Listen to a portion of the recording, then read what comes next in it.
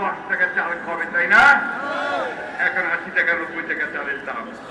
বলেছিল ঘরে ঘরে চাকরি দেবে, সেই চাকরি কি পেয়েছে আমাদের ছেলেরা? কেউ পায়নি। কারণ সেই চাকরি তারা নিজেদের ছেলেদের অর্থাৎ আওয়ামী লীগের এবং টাকার বিনিময়ে চাকরি দেয়। বন্ধুগণ, আজকে সমগ্র বাংলাদেশে মানুষের জীবন অতিষ্ঠ হয়ে গেছে। আজকে বিদ্যুতের দাম, জিনিসপত্রের দাম, নিত্য প্রয়োজনীয় জিনিসের দাম এমন একটা পর্যায়ে চলে পৌঁছেছে যে সাধারণ মানুষ তাদের জীবনযাত্রা চালাতে পারছে না। আজকে বিদ্যুতের কথা অনেক বলেছে, বিদ্যুতের নাকি স্বয়ং সম্পূর্ণ হয়ে গেছে। তাই 10 মিনিট পর পর বিদ্যুৎ যায়, সব ঢাকা শহরে নিয়ে এসেছে। সেই বিদ্যুতের দাম তারা বাড়াতেই পারে। আর সেই বিদ্যুতের দামের জন্য, বিদ্যুতের জন্য তারা হাজার হাজার কোটি টাকা চুরি করেছে, দুর্নীতি করেছে এবং তা বিদেশে পাঠিয়েছে। কিছুক্ষণ আগে আমি আমির খসরু সাহেবকে জিজ্ঞেস করছিলাম, আমাদের ইসলামী কমিশন সাবেক মন্ত্রী, যে financial integrity, global financial integrity বলে একটা প্রতিষ্ঠান আছে ওয়াশিংটন ডিসি, তারা কয়েকদিন আগে একটা রিপোর্ট করেছিলেন যে বাংলাদেশে গত 14 বছরে $100 বিলিয়ন পাচার হয়ে গেছে। চিন্তা করা যেতে পারে, কল্পনার বাইরে।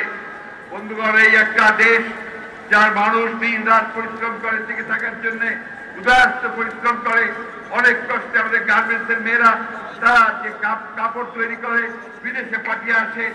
আমাদের ভাইয়েরা তারা আজকে মিডল ইস্টে যায়, সৌদি আরব যায়, কুয়েতে যায়, কাতারে যায়, তারা যে টাকা পাঠায় সেই টাকা দিয়ে আমাদের এখানে আমরা সেই রিজার্ভ সেটাকে বৃদ্ধি পায়, আর আমরা তা দিয়ে আমদানি করি। আর সেই টাকা কি করে তারা? তারা চুরি করে, দুর্নীতি করে বিদেশে পাচার করে। আবার নতুন একটা কায়দা শুরু করেছে। কায়দা কি?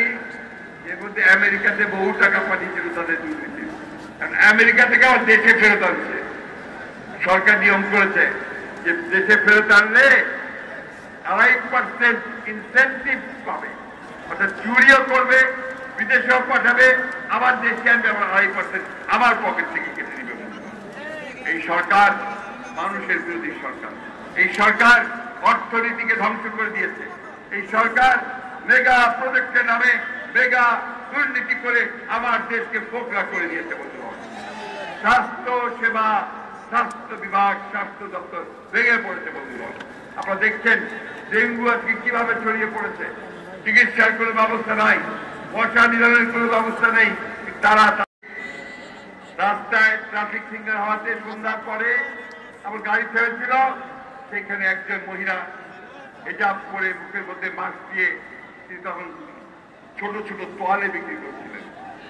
তিনি আমাকে দেখে গাড়ি থামাতে বললেন, কাজ নামাতে বললেন।